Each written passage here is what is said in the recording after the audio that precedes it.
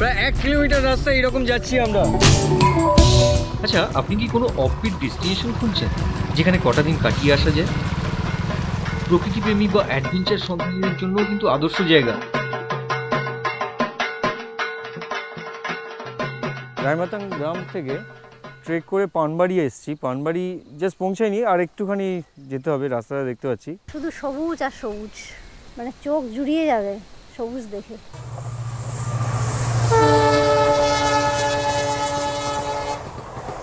নমস্কার বন্ধুরা, frame the গ্লোবে আপনাকে স্বাগত। আশা করি সবাই ভালো আছে। ডুয়ার্স ভ্রমণের এই পর্বে আপনাদেরকে নিয়ে যাব পাহাড় ও জঙ্গলে ঘেরা প্রকৃতির মাঝে আলিপুরদুয়ার জেলার কালাচিনি সিটি ব্লকে একেবারে ভুটান বর্ডারের কাছে ছোট্ট একটা গ্রাম রায়মাতাং। ডুয়ার্সের হিডেন বিউটি এখানে দেখতে পাবেন।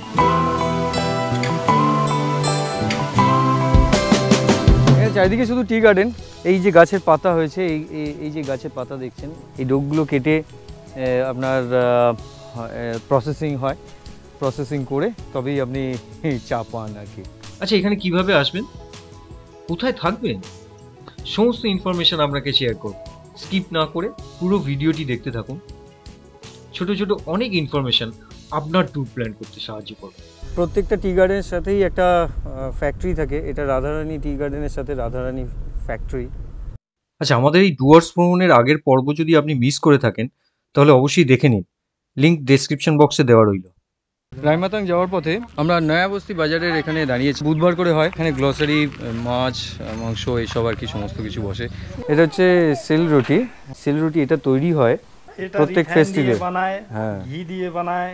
যদি ঘি দিয়ে বানাইলে না অনেক দিন যাবে, এটা নষ্ট হবে না। আচ্ছা আচ্ছা, এটা হেভি টেস্টি। নয়াবস্তি পার হওয়ার পরেই যে রাস্তাটা, সেটা একবার জাস্ট দেখুন। প্রায় 1 কিলোমিটার রাস্তা এরকম যাচ্ছি আমরা। সেই যে দূর থেকে আসছি, আরও সামনে যাব রিভার বেল্টে।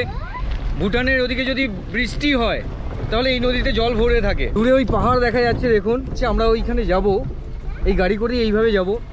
আর অন্য গাড়িও আসছে দেখা যাচ্ছে, এই যে নদী ধরেই আসছে। সামনে জল আছে, জলও ক্রস করব আমরা।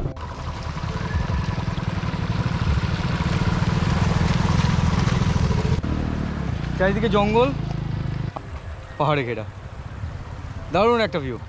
পুরো রিভার বেল্ট ক্রস করতে হবে আপনাকে। হেঁটে আসুন বা গাড়িতে আসুন, যেভাবেই আসুন, এটাই রাস্তা।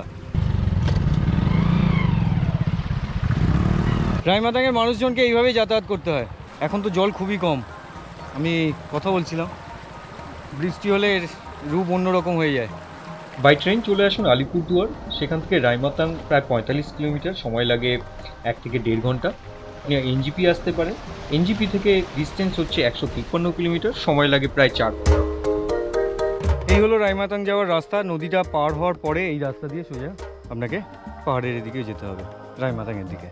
আলিপুরদুয়ার থেকে ন্যাশনাল হাইওয়ে ধরে আসবেন। কমিউনিকেশন খুবই ভালো, খুব সহজেই চলে আসতে পারবেন।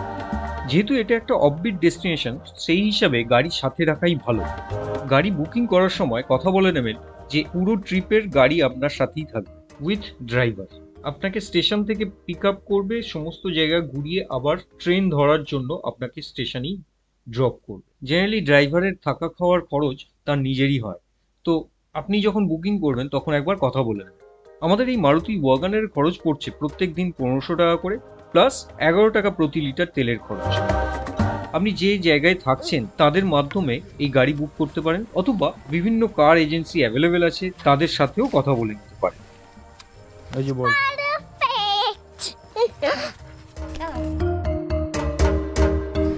এটা ডাবল বেড, এটা সিঙ্গেল বেড, আর সুন্দর মশারি করা রয়েছে। মশার উৎপাদ আছে তার মানে। এখানে লাইটের একটু প্রবলেম তো আছে। আর এদিকে কি অ্যাটাচ বাথরুম, একবার দেখে নিই। ঠিক আছে, সুন্দর। রুমটা তো হেভি পছন্দ হয়ে গেছে। রুমের বাইরে থেকে ডেকোরেশন বা কালারফুল, বেশ খুব সুন্দর। একদম নিরিবিলি একটা গ্রাম। এখানে হাতে গোনা কয়েকটি থাকার জায়গা আছে। রায়মাতাং রেস্ট হাউস, যেটা আপনি ওয়েস্ট বেঙ্গল ট্যুরিজম ডেভেলপমেন্ট বা নর্থ বেঙ্গল ট্যুরিজমের ওয়েবসাইট থেকে বুক করতে পারেন। এছাড়া এখানে রয়েছে লালগুড়াস হোমস্টে, সাংঘুরি রিসোর্ট, অরণ্যমহল হোমস্টে। আর আমরা উঠেছি মাউন্টেন ভিউ হোমস্টেতে। থাকার জন্য 1200 টাকা, 500 টাকা পার হেড ফুড প্যাকেজ। বাচ্চার সেই চার্জটা দিতে হচ্ছে না। এর মধ্যে ব্রেকফাস্ট, লাঞ্চ, সন্ধ্যার সময় স্ন্যাক্স, ডিনার, আর ইন বিটুইন চা তো আছেই।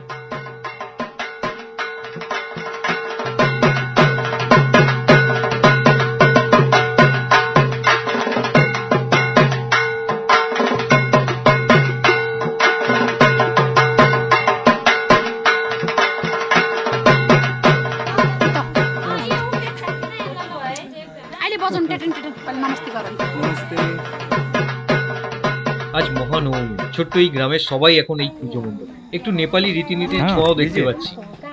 খুব সুন্দর একটা পরিবেশ তৈরি হয়েছে।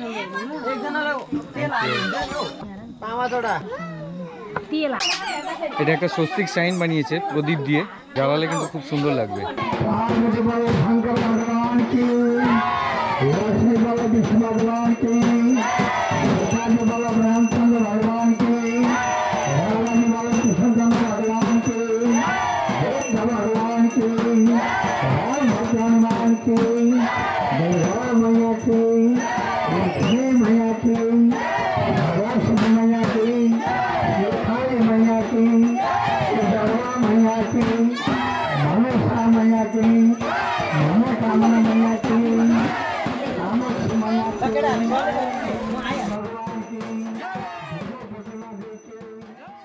Good morning from Raimatang. এই গ্রামের যেখানেই থাকুন না কেন, সেখান থেকে ঘন সবুজ জঙ্গল আর মনোরম পাহাড়ের দৃশ্য দেখেই আপনার ছুটি কেটে যাবে। ছোট্ট একটা হাইকিং, তো তার জন্য বেরোচ্ছি আমরা। ট্রফি নিচ্ছি, যেখানে যাচ্ছি সেখানে অনেক বাচ্চা থাকবে।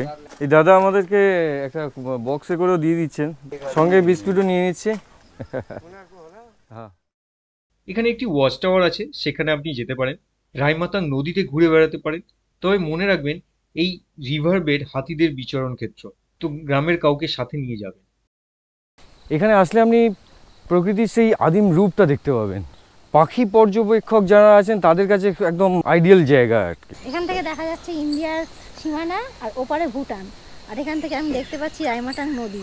অসাধারণ, সত্যি অসাধারণ। এবং রোদ ঝলমলে ওদিকে যেন পুরো গ্লো করছে যেন। আর বৃষ্টি মনে হয় হয়েছে, তার জন্য পাহাড়ের সৌন্দর্য যেন আরো বেশি বেশি করে খুলে গেছে।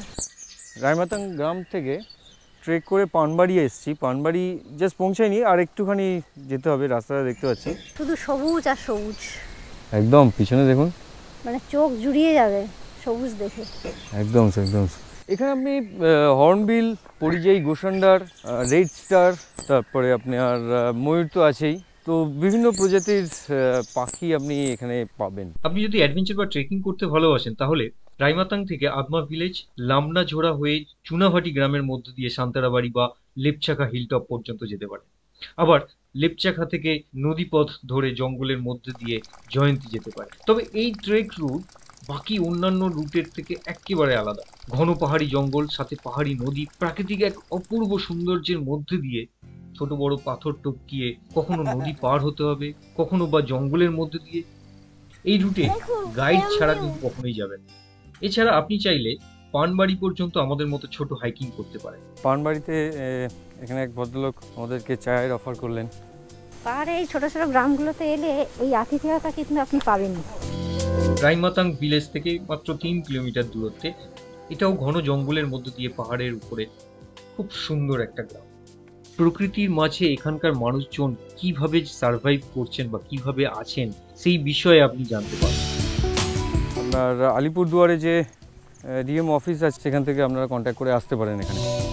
বর্ষার সময়টা বাদ দিয়ে আপনি যে কোনো সময় এখানে আসতে পারেন। একটু বেশি বৃষ্টি হলে রাইমাতাং নদীটা পার হওয়াটা খুব দুষ্কর হয়ে যায়। মে থেকে আগস্ট পর্যন্ত বর্ষার সিজনটা চলে, তো ওই টাইমটা বাদ দিয়ে বছরের যে কোনো সময় আপনি এখানে আসতে পারেন।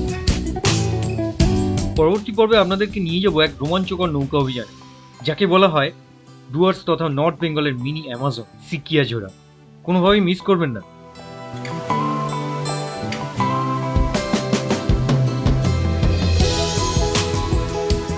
বাচ্চা নিয়ে আমাদের 3 ঘন্টা সময় লাগলো রাইমাতাং থেকে পানবাড়ি পর্যন্ত। যে ছোট্ট হাইকিং, সেটা আমরা কমপ্লিট করলাম। আমাদের রাইমাতাং ঘোরা তো হয়ে গেল। খুব সুন্দর হসপিটালিটি, আমাদের হোস্ট যিনি ছিলেন খুবই পোলাইট, এবং যে খাওয়া দাওয়া সমস্ত কিছু নিজেরাই রান্না করে খাওয়ান। নদী বা ফরেস্টের যে ভিউ, সেগুলো তো অসাধারণ ছিল। এত সুন্দর পরিবেশ, মানুষজন আপনার সাথে এসে কথা বলছে, কেমন আছেন, কোনো অসুবিধা হচ্ছে কি না, যেটা আপনি আমাদের ওই শহরেও পাবেন না। অপূর্ব এক জায়গা, সুযোগ পেলে অবশ্যই আসুন। আপনি হয়তো বাবুঘাটের বিসর্জন দেখেছেন বা আমাদের ওখানে গঙ্গার বিসর্জন দেখেছেন। কখনো কি দেখেছেন যে এইরকম নদীর মধ্যে যে বিসর্জন? দেখে নিন।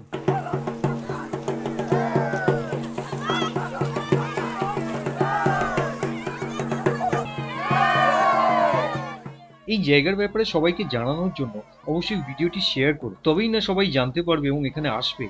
এই অঞ্চলের মানুষদের একটা জীবিকার্জনের পথ তৈরি হবে।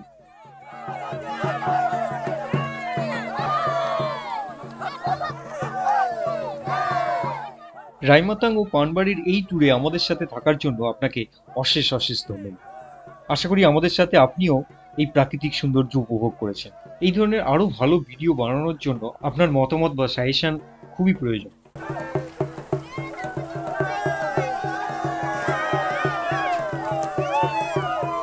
মা দুর্গাকে বিসর্জন দেওয়া হলো, একটু খারাপ লাগে কিন্তু এটাই নিয়ম।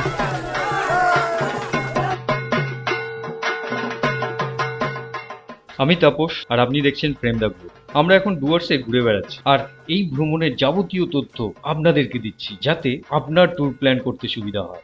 চ্যানেলটিতে অবশ্যই সাবস্ক্রাইব করুন আর নোটিফিকেশন অন করে রাখুন, তাহলে আমি যখনই পরবর্তী ভিডিও আপলোড করব তার সাথে সাথেই আপনি নোটিফিকেশন পেয়ে যাবেন আর দেখতে পাবেন।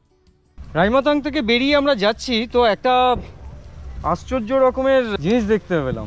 পিছনে গাছটা দেখছেন, এই যে বড় গাছটা, এই গাছটাতে আপনার এক ভদ্রলোক থাকতেন 25 বছর এই গাছটাতে ছিলেন উনি পাটাতন তৈরি করে গাছের ভিতরে আপনার উনি থাকতেন।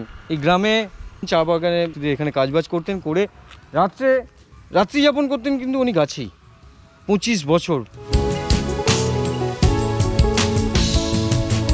দেখা হবে পরবর্তী ভিডিওতে। ভালো থাকুন, সুস্থ থাকুন, আর সুযোগ পেলে একটু বেরিয়ে আসুন।